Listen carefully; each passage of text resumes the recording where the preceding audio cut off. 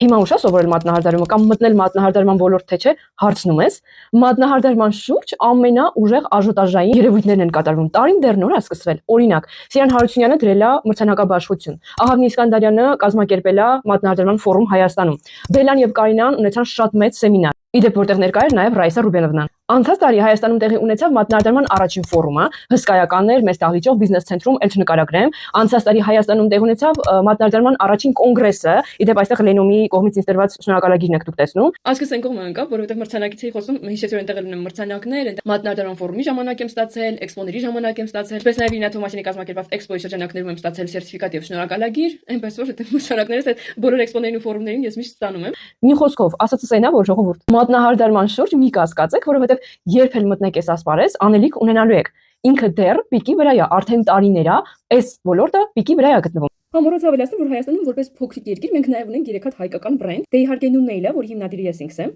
Նեն,